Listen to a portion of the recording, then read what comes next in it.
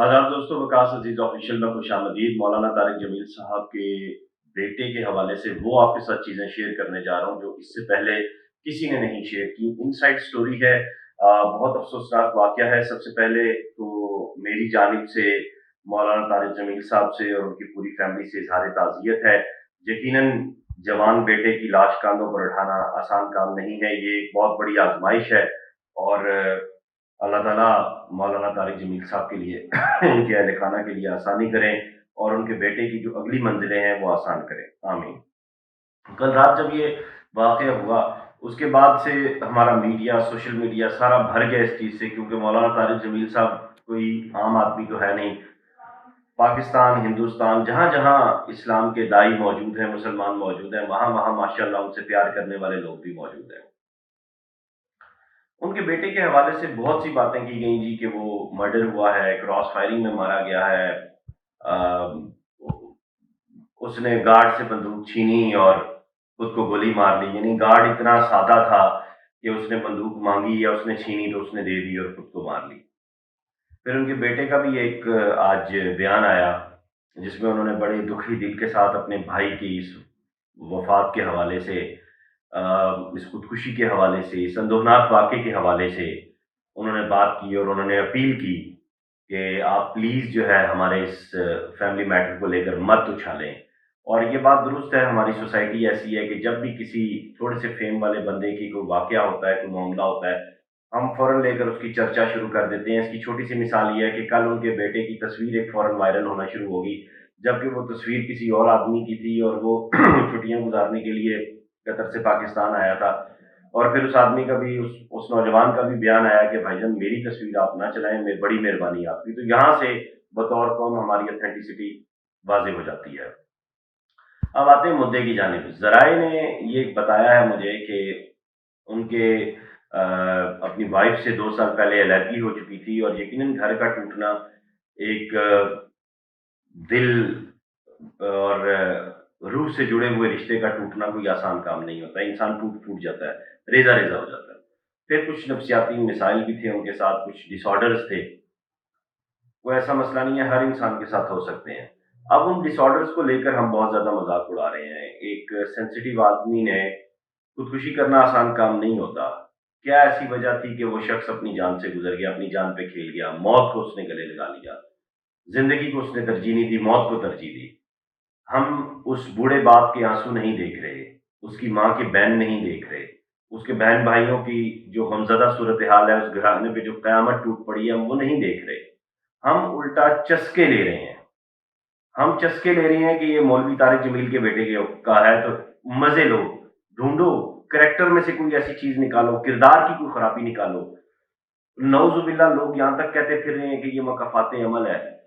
मतलब हमारे दिल पत्थर हो चुके हैं, हम इतने मकरू हो चुके हैं, हम इतने फ़रेबी हो चुके हैं, हम इतने अंदर से क्रूअल हो चुके हैं कि हम दूसरों के दुःख पे, तकलीफ़ पे खुशी मना रहे हैं।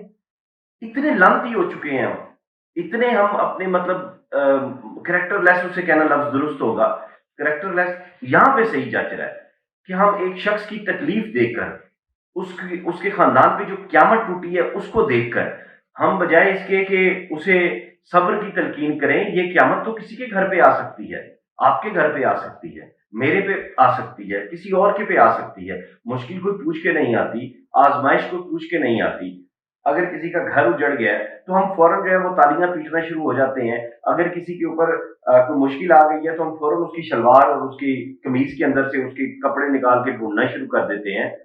अलीज़े सैर को देख लें अभी, अलीज़े सैर वाली भी मैं अगला व्लॉग कर रहा हूँ, उसमें आपको मैं बताऊँगा कि क्या हुआ और क्या नहीं हुआ। और 8 मिनट की जो वीडियो का चर्चा हो रहा है, वो भी आपको बताऊँगा और ये अलीज़े सैर कैसे बनी, ये भी आपको बताऊँगा। लेकिन मैं इंतहाई दुखी हुआ। बेशक आप फ़िरकों में बँटे हुए हैं, आपका मकतब फ़िक्र वो नहीं है, लेकिन मौत तो बरहक है, कल को आपने भी कब्र में उतरना है। आज आप किसी की मौत का ठट्ठा उड़ा रहे हैं, तो कल आपके साथ भी ये हो सकता है। ज़रा शर्म नहीं है, ज़रा गैरत नहीं है, ज़रा हया नहीं है, दूसरों को दर्स देते हैं गैरत का, शर्म का, हया का। मतलब शर्म और हया पोर्नोग्राफ़ी तो नहीं होती, शराब पीना, जुआ, ज़िना ये चीज़ें तो नहीं होती, ये होती है। हमारी दीदों में से पानी खुश्क हो चुका है, हमारे सीने में से दिल निकल चुका है, हमें बिल्कुल बेहिस हो चुके हैं, हमारी सिक्स सेंसेस डेड हो चुकी हैं। वो मैयत जो आज मौलाना तारिक जमील और उनके बेटे अपने कंधों पे उठा के ज़मीन के सुपुर्द करेंगे, कल को आपके किसी अपने की हो सकती है। इस मुल्क में इतना बड़ा सानहा आया ज़लज़ले का, तब भी हमने सबक नहीं सीखा। हर साल सैलाब आता है, हमारे अपने बह जाते हैं, हमारे घर तबाह हो जाते हैं, लेकिन हम इतने बेहिस और इतने बेगैरत हो चुके हैं कि हमें कोई फ़र्क नहीं पड़ता। मेरा दिल नहीं कर रहा था व्लॉग करने का, खुदा शाहिद है, मैं दुखी हूँ, अंदर से रंजीदा हूँ। खुदा किसी बाप को जवान बेटे की लाश ना दिखाए, किसी माँ को उसके बेटे की लाश ना दिखाए, मेरी दुआ है। लेकिन मुझे ये करना पड़ा कि हम इतने बेगैरत हो चुके हैं, हम इतने घटिया हो चुके हैं, हम इतने मफाद परस्त हो चुके हैं, हम एक मुआशरती नासूर बन चुके हैं बुनियादी तौर पर। और इस पे मैंने ठट्टा लगाते हुए कौन देखे, सोसाइटी के आला तरीन लोग, चाहे वो सियासत से हैं, चाहे वो सहाफ़त से हैं, चाहे वो किसी मज़हबी हिस्से से हैं। मतलब इस हद तक यहाँ से हम फ़ारिग़ हो चुके हैं, इतनी मोटी-मोटी किताबें रख के हम बयान देते हैं, हमारे मजमूए आ चुके हैं, हमारी किताबें आ चुकी हैं, हमारे मिलियंस में फ़ॉलोअर्स हैं और हम इतने बेगैरत हैं। मुझे बहुत, बहुत तकलीफ़ हुई है। इतनी तकलीफ़ हुई है कि मैं लफ्ज़ों में बयान नहीं कर सकता। दिली ताज़ियत है एक मर्तबा फिर, और मेरे ख़्याल से जब उनके भाई का बयान सामने आ गया है और उसमें उसने रोते हुए आपसे हाथ जोड़ के फ़रियाद की है कि मेरे ख़ानदान का मज़ाक ना उड़ाएँ। आज ये वो ज़माना आ गया है कि हमें अपनी तकलीफ़ पे लोगों को हाथ जोड़ के वीडियो बयान देना पड़ता है कि प्लीज़ हमारे ज़ख्म का, हमारी तकलीफ़ का मज़ाक ना उड़ाएँ।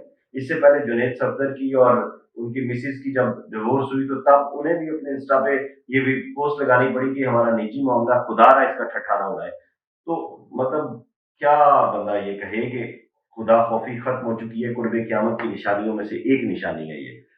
अल्लाह ताला जो भी हुआ, उस मक़तूल की मंज़िलें, मुश्किलें आसान करें, उनकी ज़िंदगी में, अब चूँकि मैं इख्तिताम की तरफ जा रहा हूँ अपने व्लॉग के, तो मैं ये बात ज़रूर कहना चाहूँगा कि उनकी ज़िंदगी में जो भी मसाइल रहे, प्रॉब्लम रहे, खुदा उसे कुरेदने की कोशिश ना करें। एक क़यामत है जो मैं देख रही हैं, मेरी आँखें देख रही हैं। ये क़यामत है जो मौलाना तारिक जमील साहब के ख़ानदान पे टूट पड़ी है।